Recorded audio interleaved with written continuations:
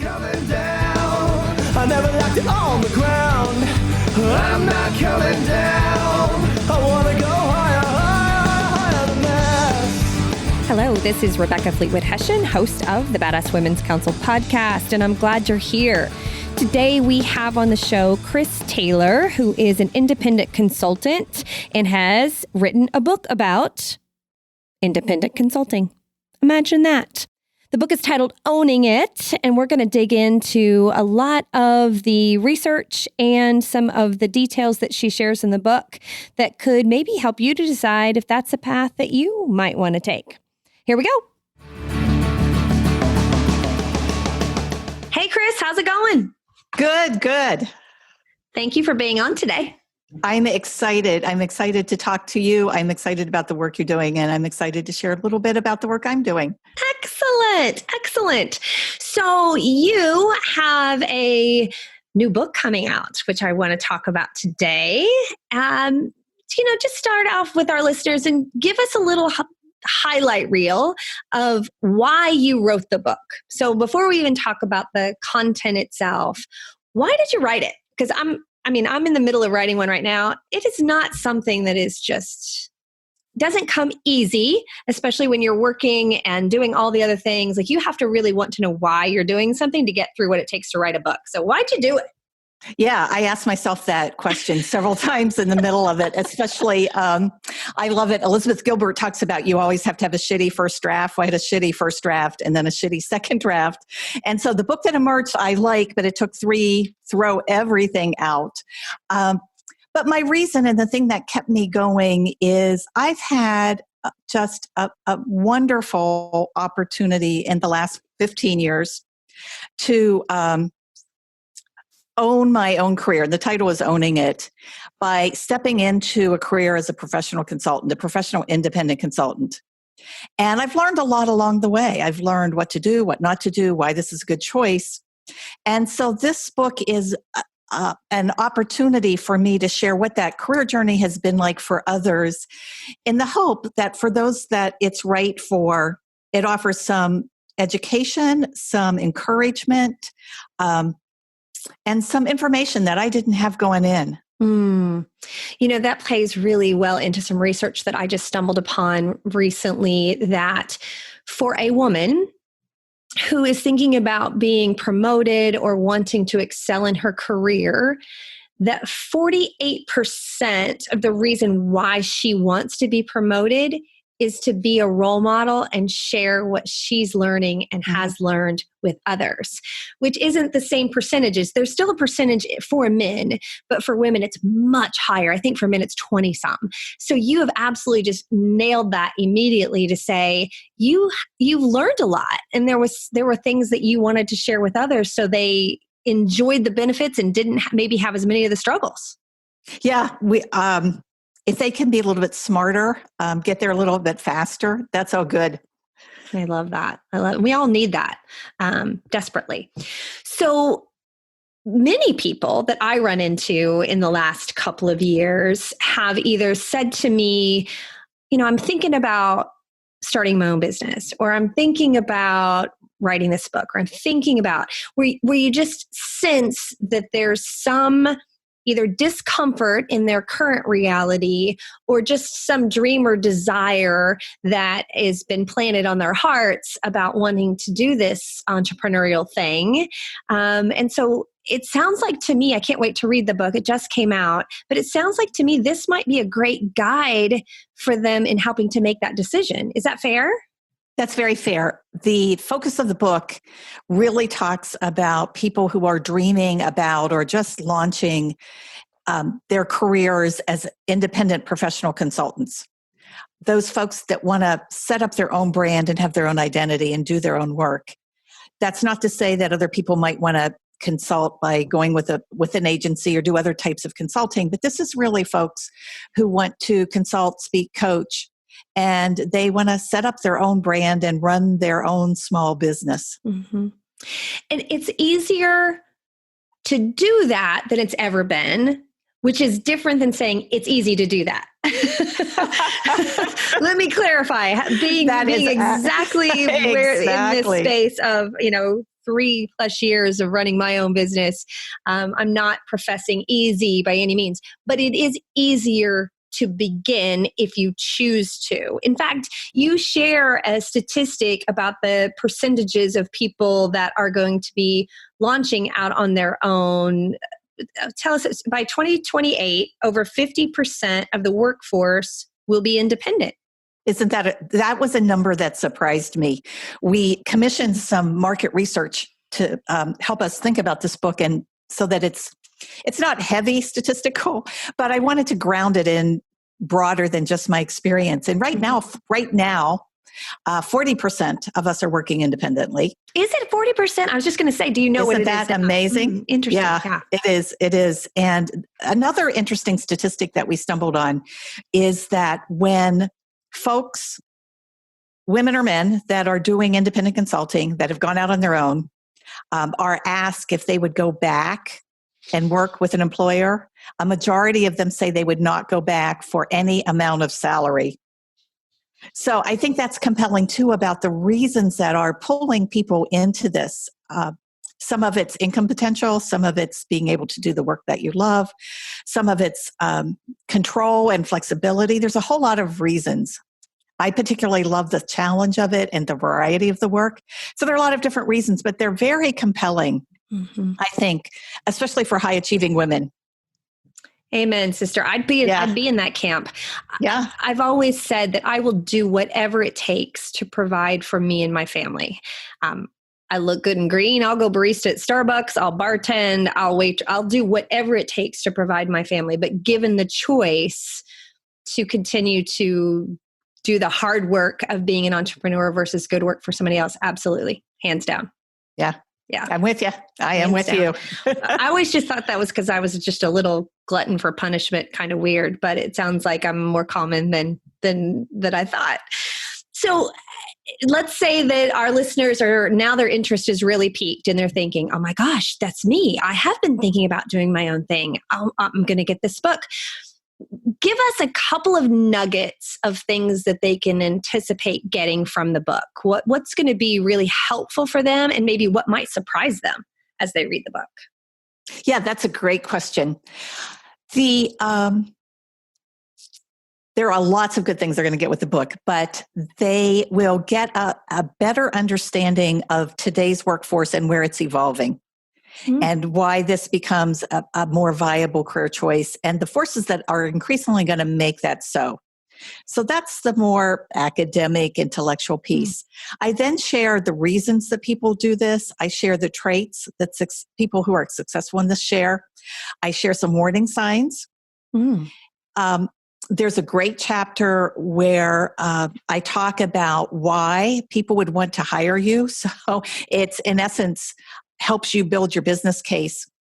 And then there's some great tools throughout it. There's an assessment to talk about how you're ready for, because for some people, being ready simply means I need to stay in the job that I'm doing, where I'm doing good work, but for somebody else, for another 2 to 3 years to get some things in place, right? To get a financial safety net, to build up my credentials, to enhance my network. So we see many people who are taking 2, 3, 4 years to lay a runway. Other people are right now starting, or they are going to start in the next month or so. Either way, I think this book will really help people. It's my hope that this book really helps people lay the groundwork and think about what to do. What are some of the traits of those that do well in this? Yeah, there's several, but the one that I think is the biggest differentiator is the need to absolutely be a self-starter. So over the course of the last 3 years, I've talked to lots of women and men who want to do this. They'll say, Kris, I like what you're doing. I've always wanted to do this.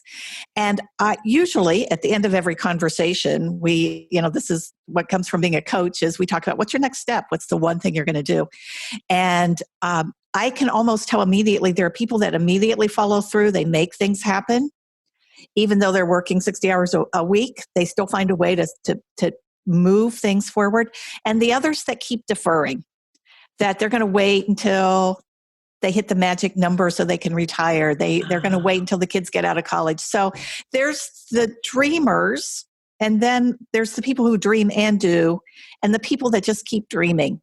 So it's that combination of people who can dream, who can envision a better future, and then step into it to actually do something to make that happen. Yeah. And I hear that play out oftentimes when people are, they're the way that they see the world is that there's some external force that has to be aligned for whatever reason. Either something needs to come in or something needs to go out of their lives, something different than just them and their own choices. And if it's something external, you know that it's probably not for you. Yes, absolutely. Because the reality is, with this type of career is you get up and you go to work every day and your boss isn't checking on you. There are days where you don't have client work and you're working on business development. Those are days it'd be easy to just check out and go do something else. So it's that persistence, that ability to stay with something that's unknown and sometimes a little scary, and just stay with it and stay with it and stay with it until things start to happen. Mm-hmm. And anytime, I call it standing tall in your story, this is the absolute example of that. When you are standing tall in your story and you're saying, I have unique gifts and talents, and now I'm going to go use them to serve a particular market and do good work.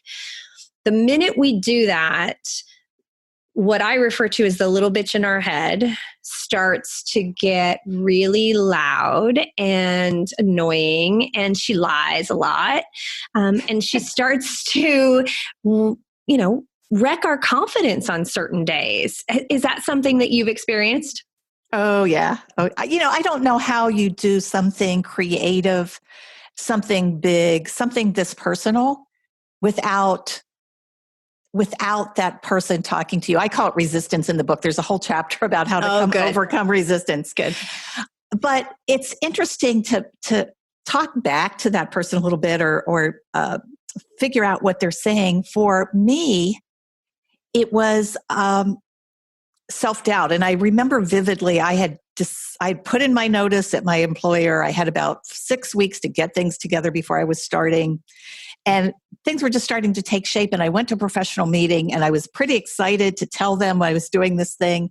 And a lady that I so admire, as we went around the table and shared updates, mentioned that she was doing something very similar. And I almost immediately stopped. Like, if she's doing it, nobody's ever going to want to work with me. Who am I to do this? It was absolutely a spirit of scarcity, a spirit of a voice of scarcity, a voice of you're not good enough. And I was really this close to saying, oh my, who are you to do this thing? Now, as things unfold, I stayed with it.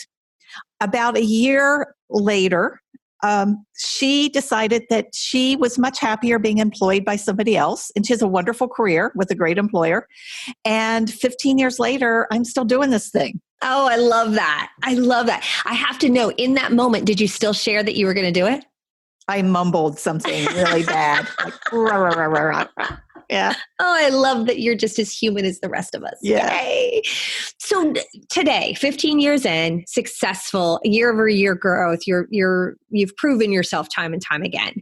Now writing and helping other people. Does the little bitch in your head still rear her ugly lies on a regular basis? And some of it, I believe, comes from... one of the things that feeds the bitch, that feeds the voice in your head, are what we think other people's expectations are. Mm-hmm. And one of the bigger struggles I had 3 or 4 years ago was I had a really smart business coach I was at an inflection point in my business and wanting to shape it in a different direction.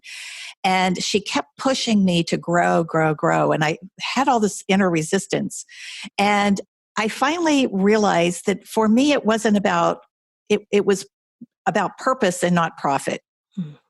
But the little voice in my head kept saying, if you're really successful as a business, you should get really big. You should grow your profits every year. You should you should look like this. But the reality is that wasn't what I wanted to create. I wanted to create work that I did that was meaningful and intentional, that filled me up and helped other people, that had a deep purpose to it.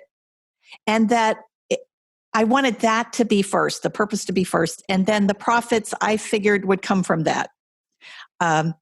But there was still all this the external voices that fed that voice in my head to say, that's not the way business works, right? It's all about growth. It's all about money. It's all about profit. It's all about the bottom line. But there was a part of me, there's that bitch, but there's also, sometimes I think about the angel on your shoulder, the countervailing voice that was saying, no, that's not you. That's not what you want to create.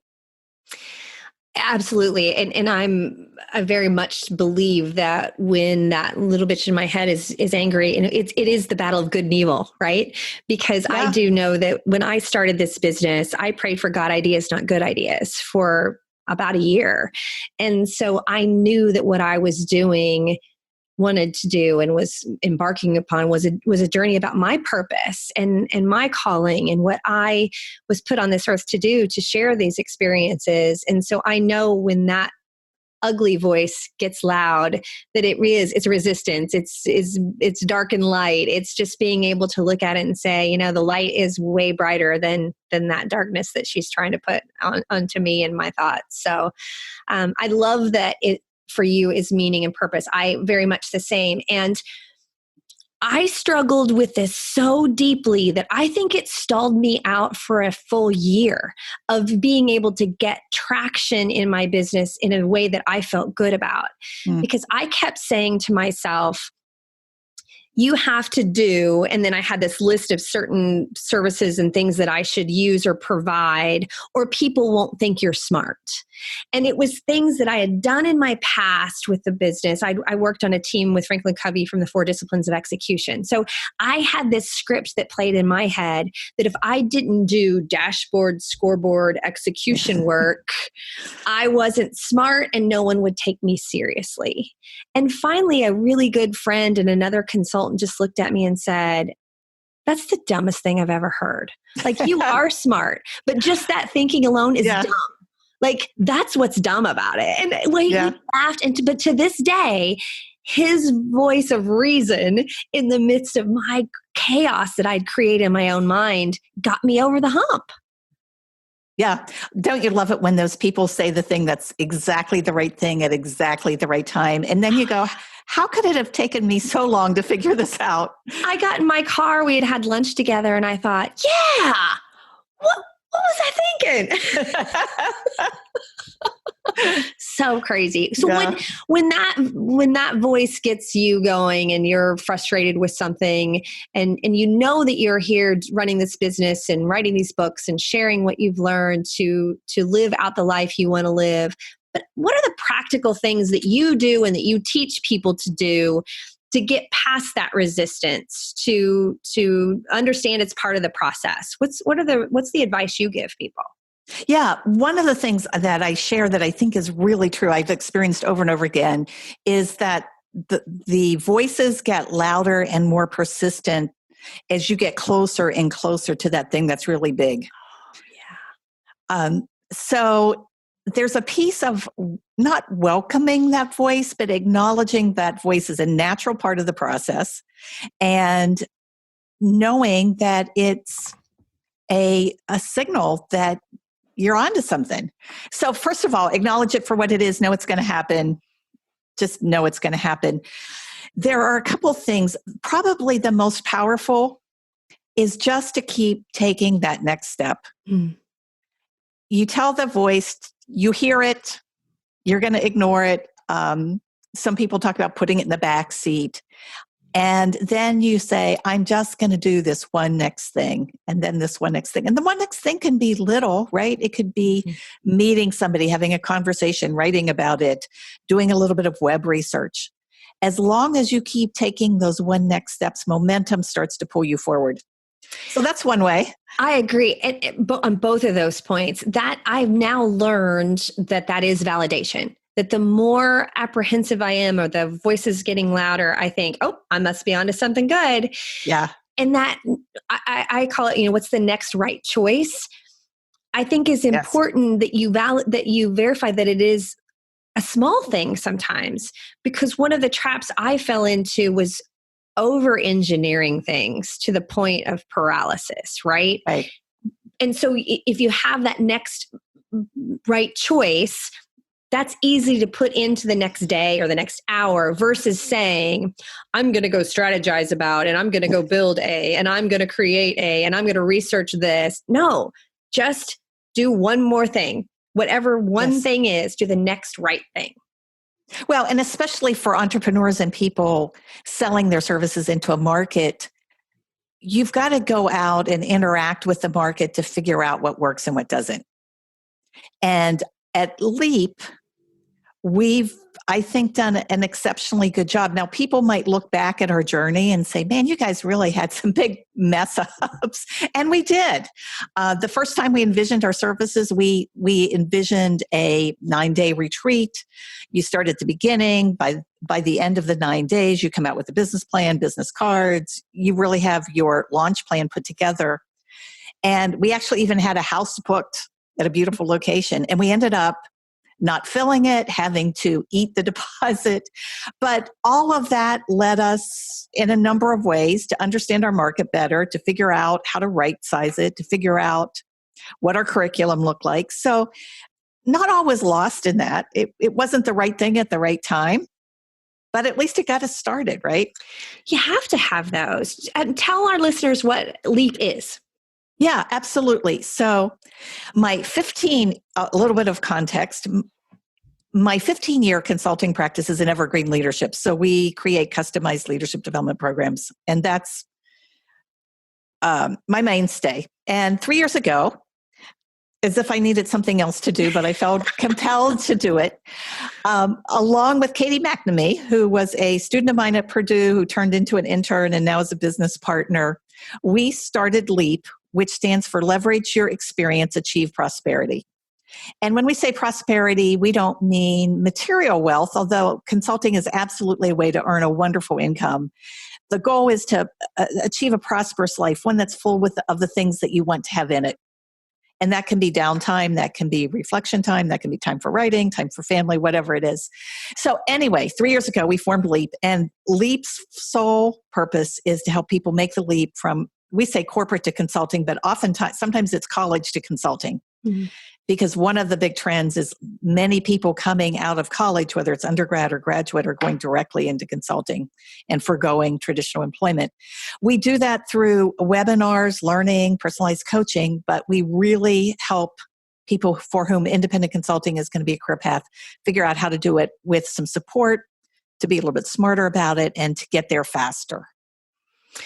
It's beautiful to give people not only the framework and the experience and all of that packaged. It's a beautiful thing that you offer, but it's also done a bit in community, right? So it's a group of people that are going through this experience together, right? It can be. We also have some just sheerly online pieces. Okay. But for many people, and one of the things that as you reflect on if this is a career choice for you, you've got to ask yourself, how do I do in solitude? Because one of the pitfalls of doing this work, as you know, is it can be a little lonely. You don't have a team around you, especially at the beginning. You've got to figure out your way. So whether it's interacting with Katie and I or with a cohort, we do think there's strong value of having and connecting with other people who are doing this. Well, you may have heard me tell this story before, Kris, but the Badass Women's Council was created the day that I gave a 6-month notice to go out on my own, when I realized when it came out of my mouth that I said to my boss that I was going to do this on my own, I thought, I'm an entrepreneur, which is alone. Yeah. And I'm also leaving all of my friendships that I've cultivated in this career for the last 18 years, that we won't have time for each other. Like what holds you together when you have friends in a corporate space, especially, is the work, right? Mm-hmm. And so I knew from experience that people that had left that organization before we didn't stay as connected as we had ever been. It wasn't out of love or disrespect. It's just busy, right? And I thought, holy crap. I mean, I remember this. I was sitting in this chair that I'm sitting in right now on this day, and because I had a home office, and I thought, holy crap, I got to go find some friends. Like, it was this intentional, put it on the list as an activity, because you are not going to do well doing life alone. Yeah.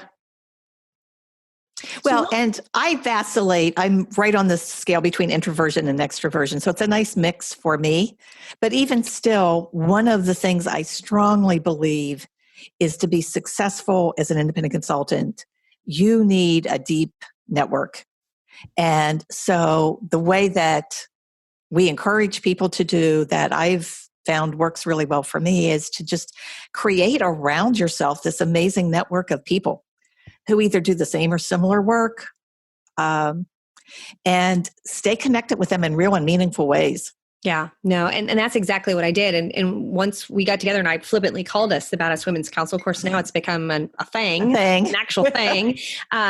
It was invaluable. And all of us said that we didn't know how much we needed it until we had it. It was like this just hole that we had, and we didn't realize it was a thing until we filled it back up. And it's been significant to have that kind of support. In fact, I don't think I've had relationships this close, this important so quickly ever in my life. But I think it is a big part of when you're doing big, scary work, you can share that experience with someone else. There's a real trust that gets built in that conversation. I agree. Yeah. So what are the cautionary tales? We talked about traits that you need to be able to cultivate this next step and own your journey in your space. What are some of the holy crap things that you warn people about in the book? Yeah, probably don't call them holy crap things. That sounds more like my language. We don't. We call them warning signs. Okay. Or I call them warning signs. So the good news is that many of them are overcomable. And that's why some people are going to take some time. So one of the first questions you need to ask is, do you have marketable skills? Because many of us have skills that have been honed, perhaps in a large organization, that are very niche, right? Mm-hmm. So the question is, do you have skills that somebody else is buying? Now, if you don't have marketable skills and you want to go do this, you've got to figure out a way to take what you're doing.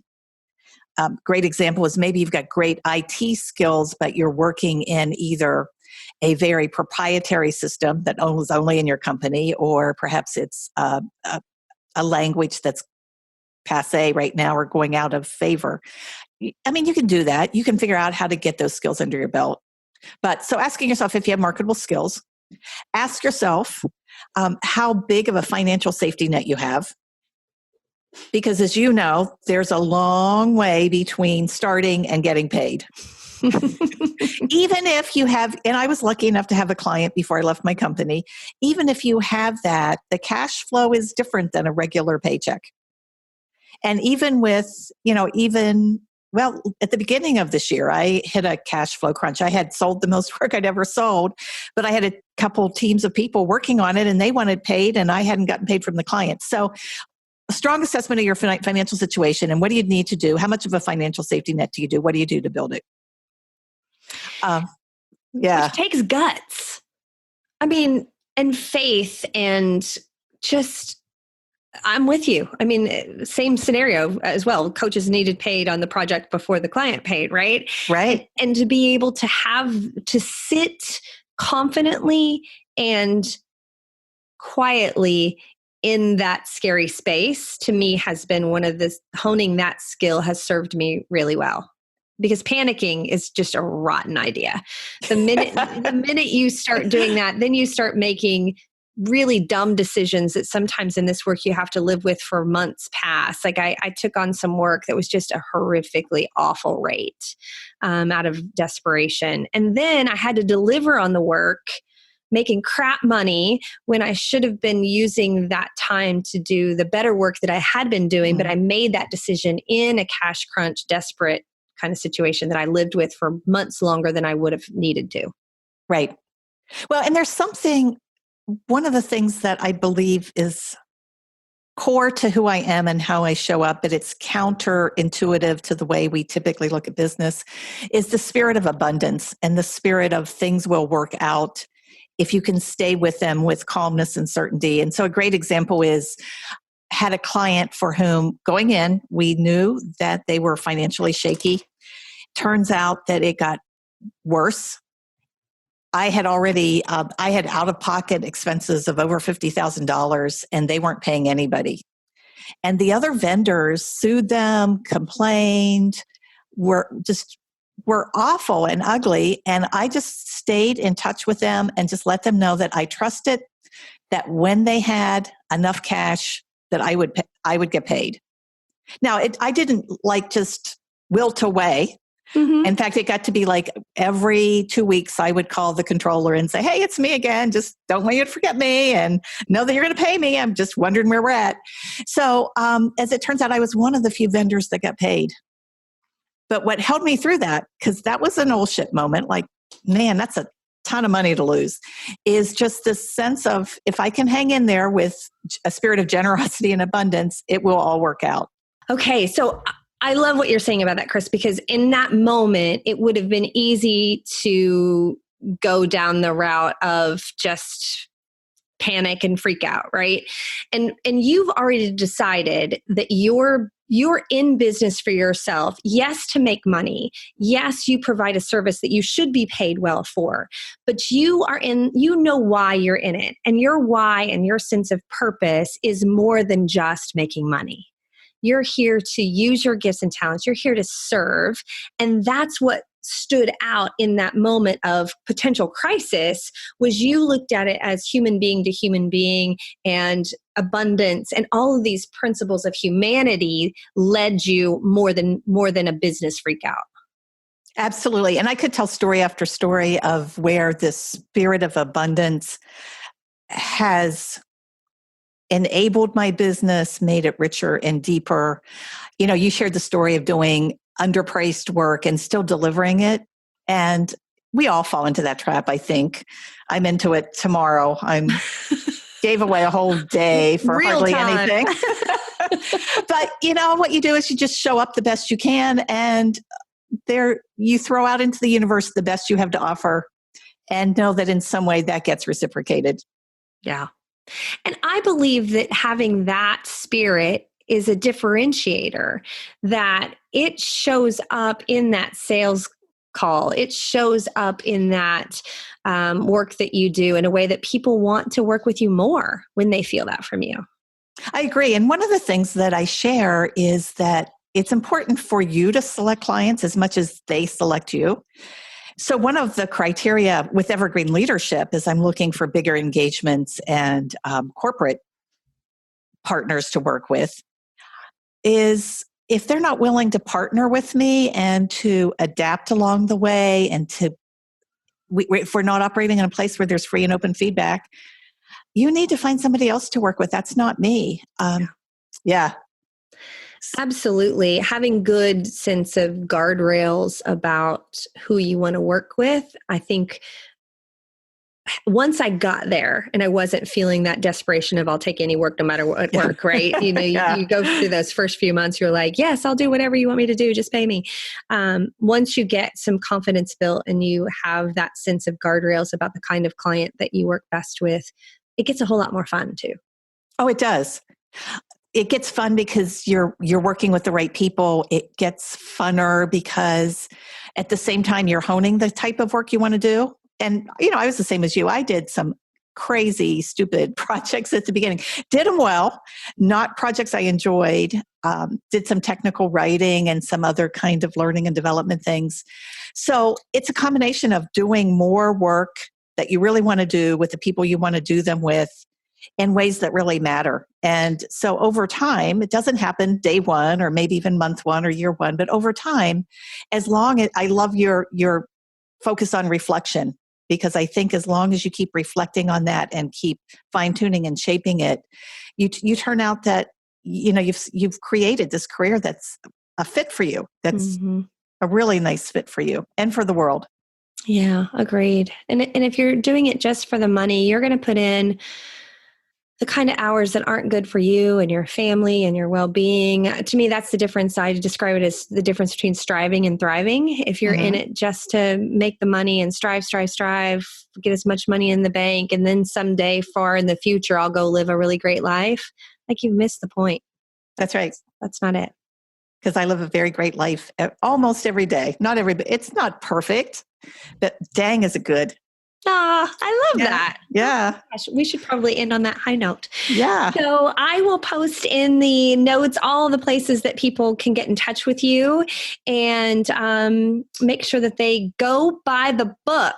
Yes, Owning absolutely. It. Yes, we'll make sure we have all that available for everybody to find you and purchase the book and reach out to you if they want more significant help than the book can provide, even to help them make that decision or make that leap. Yes, I'd love to help as many people as I can. Awesome. Thanks for being here, Super. Kris. Thank you. And I'm not coming down.